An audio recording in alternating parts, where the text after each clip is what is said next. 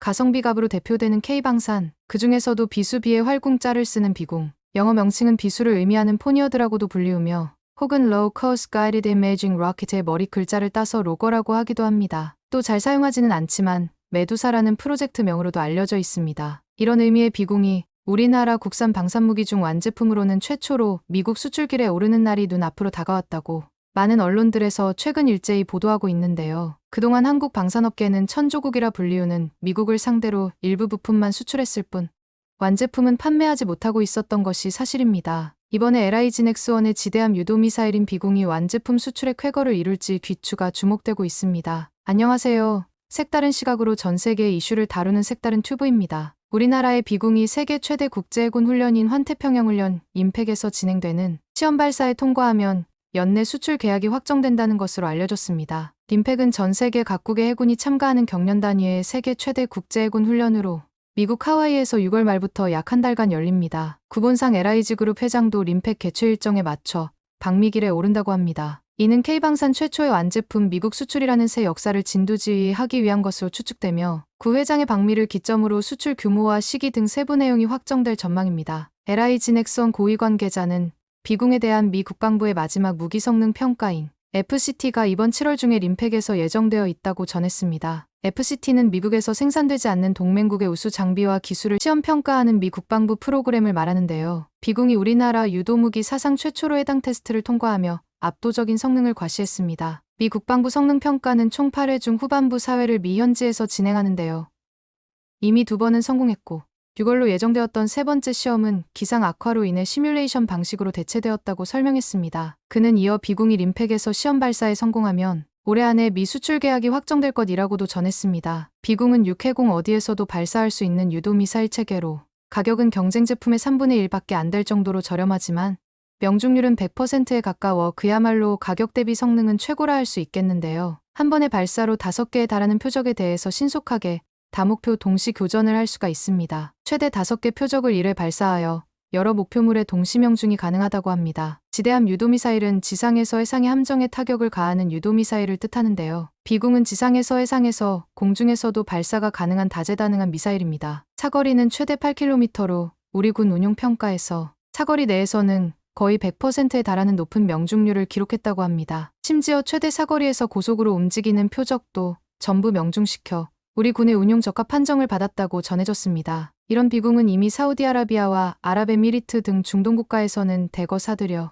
운용 중일 만큼 해외에서 기술력을 검증받은 무기입니다. 사우디군은 후티 반군에 대응하기 위해 2022년 10월에 도입한 프랑스 쿠아쉬가 건조한 신형 고속 초계정 FPV 2200 함정에 소형 공격정 대응용으로 탑재한 것이 확인되었습니다. 사우디는 이로써 비공 포니어드 시스템의 첫 도입국이 되었습니다. LIG 넥스원의 포니어드 발사기가 선미에 장착되어 있고 선수에는 20mm, 선미에는 12.7mm 기관총이 원격 조작 무장 스테이션에 장착되었습니다. 2200 FPV 함정은 신속한 대응, 해상 보안 유지, 해상 시설 보호 등 다양한 임무를 수행하는 데 사용된다고 알려졌습니다. 특히 이란의 지원을 받는 예멘 후티 반군의 자살보트 공격으로 선박과 기반 시설에 큰 피해를 입어온 사우디아라비아는 비교적 저렴한 비공 유도로켓은 자살보트를 격파하기 위해 최적의 선택인 것입니다. UAE가 도입한 팔라지3 연안 순찰선에도 비공이 탑재된 것으로 확인되었습니다. 하지만 UAE 측은 무기를 도입할 때 상대국 비밀유지 조항이 있어 LIG 넥스원 측에서 직접 납품한 것인지 2020년 관련 기술을 가지고 UAE로 도망간 기술자에 의해 만들어진 시스템인지 불확실하지만 일단 한국에서 도입한 것으로는 전해지고 있습니다. 최근 예멘 후티 반군이 홍해를 항해하는 선박들에 대한 공격이 자주 일어나자 이에 미군이 대응용 무기 확보를 위해 LIG 넥스원 측과 협상에 속도를 내고 있는 것으로도 전해지고 있습니다. 비공의 크기는 직경 70mm, 길이 1.9m, 무게 15kg인데요. 직경만 보면 여러분이 흔히 사용하시는 텀블러의 입구와 비슷한 사이즈입니다. 생각보다 작은 미사일처럼 보이지만 그렇다고 절대 무시하면 안 되는 게 이 한 발의 가격이 무려 약 4천만 원이나 합니다. 그런데 이 가격을 보고 매우 저렴하다고 생각하는 국가가 바로 미국이라고 하는데요. 무기에 관한 것이라면 없는 게 없다는 미국이 유독 비공에 관심을 보이는지 더욱 자세히 알아보도록 하겠습니다. 2000년 10월 12일 예멘의 수도 아덴항에 정박 중이던 미 해군 구축함 알레이 버크급 DDG-57 USS 콜함에 소형 보트가 돌격하는 사건이 발생합니다. 이른바 USS 콜 테러 사건이라고 하는 폭탄 테러를 당한 건데요. 이 사건으로 이지스 구축함 코로 측면의 가로 6m, 세로 12m의 대응 구멍이 발생하고 미군은 17명이 전사하고 39명이 부상을 입는 피해를 당했습니다. 피격 부위가 좌연 중앙 부분으로 이는 코람의 승조원들의 식당 부근이었던 것입니다. 조리직 인원들 및 이른 점심 식사를 준비하던 승조원들이 주의생자여서 더욱 피해가 커진 것으로 파악되었습니다. 이 테러가 발생한 직후 미해군은 이지스함에 M2 12.7mm 중기관총을 배치하고 EOTS를 사용, 원격 사격이 가능한 MK25, 25mm 중기관포 2문을 장착하는 조치를 취했습니다. 하지만 대량의 자살 보트가 한꺼번에 몰려올 경우 뚜렷한 대응책이 없는 것이었죠. 그래서 소형 선박이나 수상 드론 등에 대한 방어력을 높일 목적으로 싸게, 그리고 많이 쏠 수 있는 미사일을 원하게 되었습니다. 이후 미군 및 CIA의 조사 결과 공격의 배후는 알카에다로 추정되었다고 하는데요. 그러나 명확한 물증이 없었던 데다 시기적으로 대선이 불과 한 달 앞으로 다가온 터라 빌 클린턴 행정부가 무리한 보복을 하기도 어려운 상황이었다고 합니다. 때문에 1998년 케냐 및 탄자니아,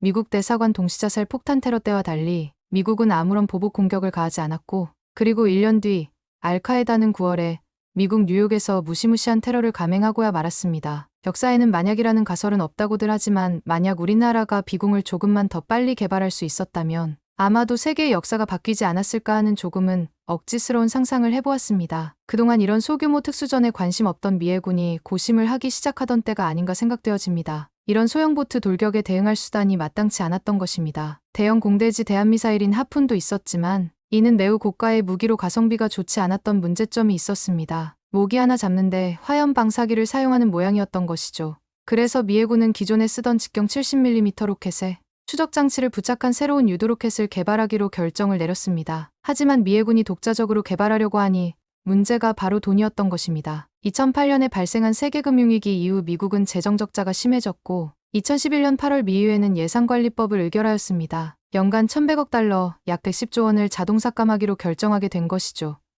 이것은 10년간 시행되는데요. 총 규모는 1조 2천억 달러, 약 1,200조 원으로 교육, 복지, 국방 분야가 주 삭감 대상이었습니다. 언론들은 이 중에서도 첫 삭감 대상으로 국방 분야를 지목하여 군사력 축소에 지대한 영향을 끼치면서 미국의 여러 무기 개발도 다발적으로 취소가 되었습니다. 2012년 미국에서 시퀘스터 연방정부 예산 자동 삭감 조치로 인해 공무원 월급까지 제대로 지불되지 못하는 사태가 발생하면서 비공의 공동개발국이 떨어져 나가게 된 것입니다. 소규모 특수전에 고민을 하던 미해군과 같은 고민에 빠져 있던 나라가 바로 우리 대한민국이었습니다. 전 세계 유일한 분단 국가인 우리나라는 혹여나 전시가 되어 북한군이 소형 고속함정을 타고 공격해오면 마땅한 방어책이 없어 골머리를 앓고 있었던 때입니다. 한국을 주목한 미해군은 2000년 중반 방위사업청과 MOU를 맺고 새로운 유도 로켓을 공동 개발하기로 하였습니다. 미국은 이미 개발해놓은 내용을 한국에 전해주고 한국은 이를 최대한 값싸게 만들 방법을 연구하였죠. 한국에서 불리는 이름이 비궁인데 이에 반해 미국에서는 저가형 유도 로켓,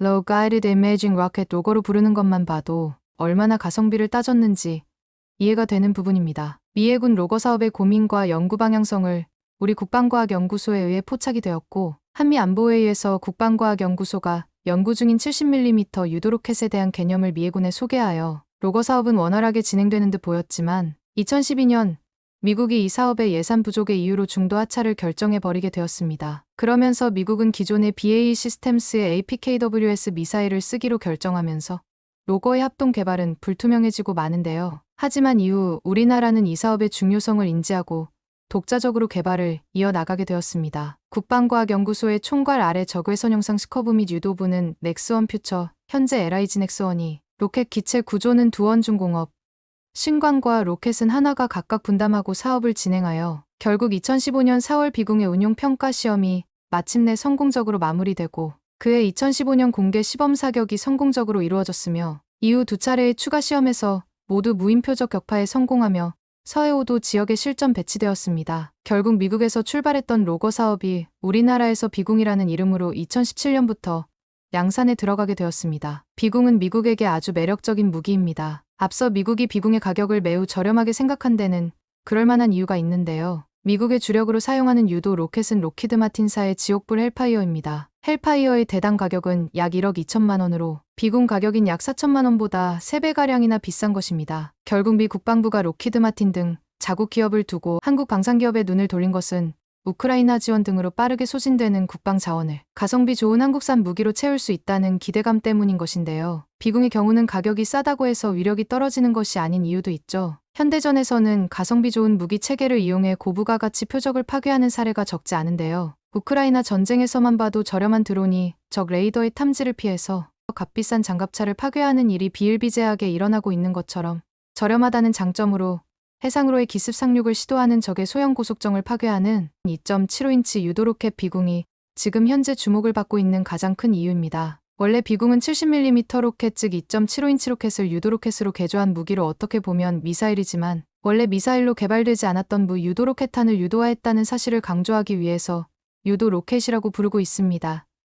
이는 로켓보다는 미사일에 가까운 무기체계, 즉 정체성 유지를 위해 유도로켓으로 명명했다고 하네요. 비궁의 운반에는 군용 5톤 트럭을 기반으로 개발된 발사 체계를 이용하기 때문에 견인 방식의 무기 체계들에 비해서는 기동성도 뛰어난 자주형이라 할 수 있습니다. 10m 높이로 세울 수 있는 표적 탐지 장비인 타즈를 장착해서 운영하기 때문에 단독 작전에도 문제가 없습니다. 바로 그 과정에서 나온 것이 가성비갑 70mm 무 유도로켓을 개조해서 유도로켓으로 쓰겠다던 아이디어였고 그리하여 첫 번째 결과물인 발전형 정밀 타격 시스템 무기체계가 탄생했는데요. 70mm 무유도 로켓의 앞부분에 레이저 유도 장치를 장착해서 유도 무기로 바꾼 것입니다. 지휘소에서 레이저를 표적에 비추면 로켓이 표적에 반사된 레이저를 쫓아가는 그런 방식인 것입니다. 이러한 유도 시스템을 반능동 레이저 유도 방식이라고도 합니다. 록히드 마틴의 헬파이어 미사일과 비슷한 유도 방식이지만 비궁이 더 작고 사거리도 짧습니다. 위력도 당연히 본격적인 대전차 미사일에 비하면 약할 수밖에 없긴 하겠죠. 그러나 가격이 4천만 원 정도로 저렴한 편이니 고속정 같은 표적을 한 방에 잡는다면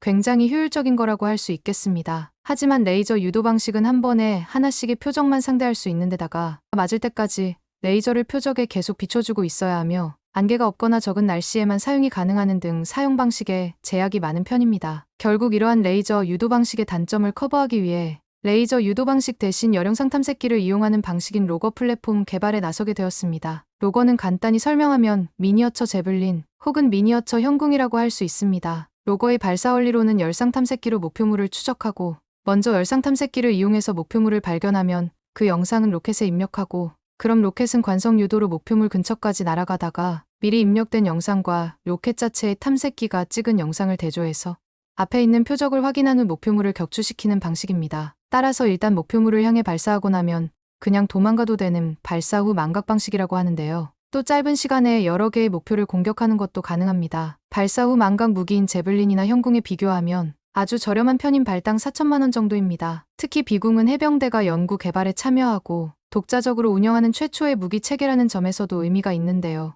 그동안 해병대는 서해 5도 지역 해안방어용으로 퇴역전차에서 떼어낸 노후화된 90mm 포를 고정으로 거치하여 운영하고 있었습니다. 이를 대체해 비궁이 도서 및 해안 지역에 배치되고 있으며 올해까지 단계적으로 전력화가 진행될 예정입니다. 어쨌든 미국이 원래 원했던 무기인 만큼 현재 미국과의 수출이 하기가 뜬 구름포와 같은 기대감에 부푼 것만이 아닌 이유입니다. 미국 수출이 원만하게 이루어진다면 국내 방산업계에도 전환점이 되어 미국 외의 다른 나라와도 활발하게 수출 및 상담이 이루어질 것이라 예상되어집니다. 미사일보다 저렴한 데다 크기도 작아 소형 함정에도 장착할 수 있는 팔방미인 비궁이 또 하나의 수출 효자 상품으로 떠올라 K방산을 빛내기를 기대해 보겠습니다. 오늘도 끝까지 시청해 주셔서 감사합니다. 비궁의 미국 수출이 이루어지길 바라신다면 좋아요. 또 다른 K방산의 수출 소식이 궁금하시다면 구독을 부탁드리겠습니다.